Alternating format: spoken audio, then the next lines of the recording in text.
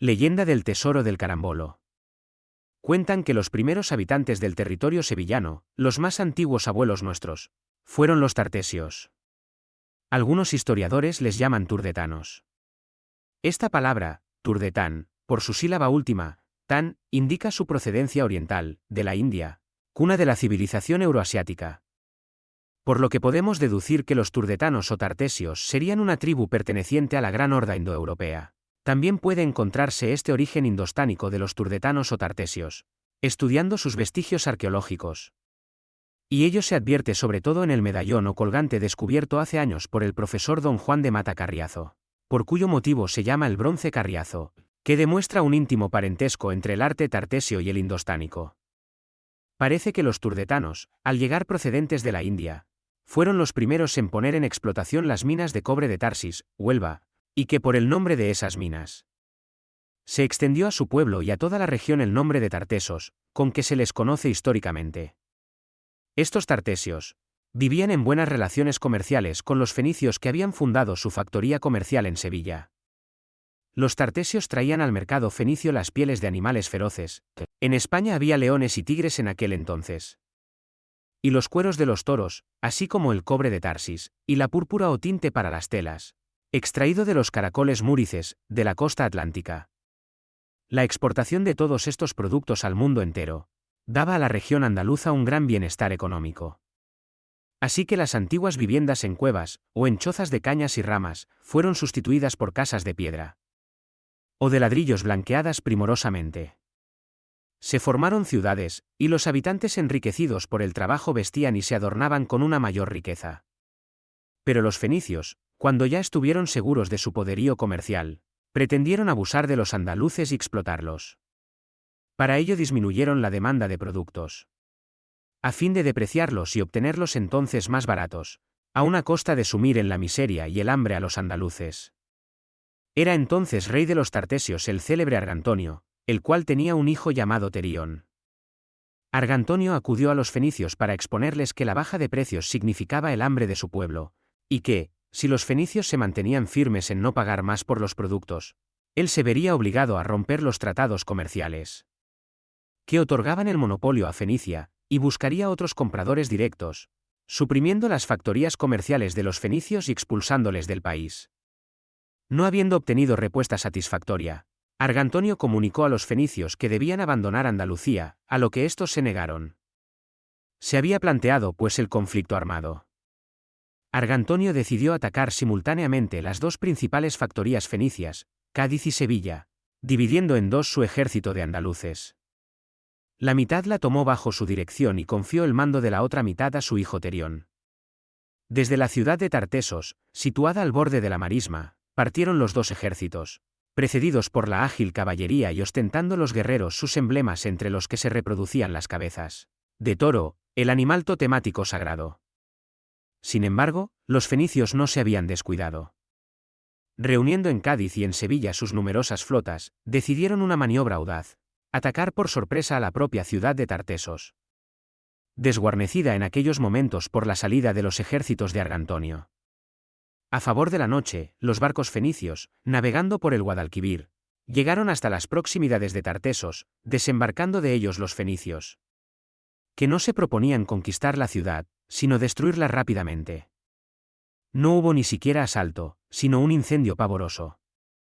Los fenicios, valiéndose de flechas empenachadas, lanzaban miles de antorchas sobre los tejados de Tartesos, y muy pronto la ciudad entera estuvo en llamas. Entonces sus moradores, ancianos, mujeres y niños, que eran los únicos que habían quedado en la ciudad, intentaron huir. Pero los fenicios los recibían en las puertas de la muralla a golpe de espada y lanza. Arroyos de sangre se deslizaban por las pendientes hacia el Guadalquivir. Así pereció hasta el último de los habitantes de la capital de Argantonio bajo el fuego y el arma. A unas leguas de allí el ejército de Argantonio vio iluminarse el cielo con el resplandor del incendio y, desesperadamente, intentó regresar para salvar a la ciudad. La diferencia de velocidad entre los que iba a caballo y a pie, la fatiga de la doble jornada de camino, hicieron que el ejército tartesio se desorganizara y así, al llegar a las inmediaciones de Tartesos, ya no era un ejército, sino una angustiada multitud que presenciaba impotente cómo el fuego destruía sus casas y los cuerpos de sus familias. En ese momento, sobre el fatigado y desalentado ejército de Argantonio, cayeron los fenicios formados en compactos grupos y precedidos por los flecheros con sus escudos protectores. Los tartesios, impotentes para resistir la avalancha, y diezmados por las veloces flechas, se dispersaron por la llana marisma, siendo cazados como alimañas por los arqueros fenicios. Unas horas después todo había terminado. Argantonio y su numeroso ejército habían perecido hasta el último hombre. Solamente un fugitivo logró salvarse de la carnicería y huir dirección a Sevilla para dar aviso a Terión de lo que había sucedido, y entre gritos y sollozos le pudo dar la noticia. Todos habían fallecido y lo único que se había salvado fueron las insignias reales, los brazaletes y el collar del rey de los tartesos. Terión permaneció un momento en silencio, sobrecogido por el espanto y el dolor, pero enseguida recobró su fiereza. Tomó las insignias, se las puso y gritó a los suyos para vengarse. Alzando su lanza, puso en marcha el ejército tartesio en dirección a Sevilla. Pero la rabia y el dolor no nublaron su mente. Sabía que para vencer a los fenicios necesitaría astucia al mismo tiempo que valor. Así, al llegar a los altos de lo que hoy llamamos Castilleja de la Cuesta, ordenó acampar, ocultándose las tropas en la espesura de los bosques de alerces que entonces llenaban el contorno de Sevilla. Durante la noche fueron entrando en el puerto de Sevilla los cientos de barcos que habían transportado las tropas para atacar Tartesos. Los fenicios venían contentos, gritando de júbilo, por su victoria, tras haber destruido la capital de los tartesios. Poco después se entregarían al descanso y ese sería el momento para atacar. Terión guardó a la hora del amanecer. Sería el momento en que mejor podría sorprender a sus enemigos. Pero antes de atacar quiso Terión tomar una grave decisión política. Muerto Argantonio, él era el rey de los tartesios. Pero habiendo perecido en la matanza su mujer y sus hijos, no había un sucesor en quien dejar custodiadas las insignias reales. Y las costumbres de los guerreros tartesios exigían que el rey no entrase en batalla portando el collar y los brazaletes sagrados, para impedir que pudieran perderse en la refriega. Tradicionalmente, cuando un rey marchaba a la batalla, era la reina, la encargada de custodiar el tesoro, al mismo tiempo que ejercer el mando, en ausencia de su esposo. Pero Terión no tenía ya una esposa. Ni siquiera había quedado una mujer con vida tras la destrucción de la ciudad. Terión se arrodilló para orar a los dioses. Después, tomó un cántaro de barro de los que llevaban los soldados para mitigar la sed en la marcha. Y se alejó unos pasos en silencio. No habiendo nadie que pudiera custodiar las joyas, las enterró en un hueco del terreno, tapándolas con piedras para recogerlas cuando terminase la batalla. Volvió poco después al campamento y arengó a los guerreros y lanzó sus hombres a la batalla.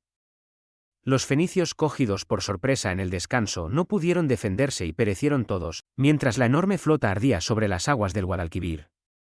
Pero Terión no pudo nunca recobrar sus joyas reales ni reconstruir la ciudad de Tartesos, pues durante el asalto a Sevilla, una flecha le quitó la vida, sin que pudiera confiar a nadie el secreto de donde había escondido el tesoro. Aniquilados los fenicios de Sevilla, el ejército tartesio victorioso marchó a Cádiz, que también fue conquistada. Sobrevino un largo periodo de 300 años en que los tartesios disfrutaron una paz completa, y volvió a florecer la agricultura, la ganadería y la minería, pero sin que los tartesios dependieran de ningún otro pueblo. El historiador Estrabón afirma que cuando llegaron a España los griegos, encontraron a los tartesios con un nivel alto de cultura y que las leyes se escribían en verso para que pudieran aprenderlas de memoria los jóvenes. Sin embargo, los tartesios ya no tenían su capital en Tartesos, que nunca fue reconstruida, sino en Sevilla. Y las joyas reales, el collar de oro, el pectoral y los brazaletes, nunca aparecieron, durante más de 2000 años.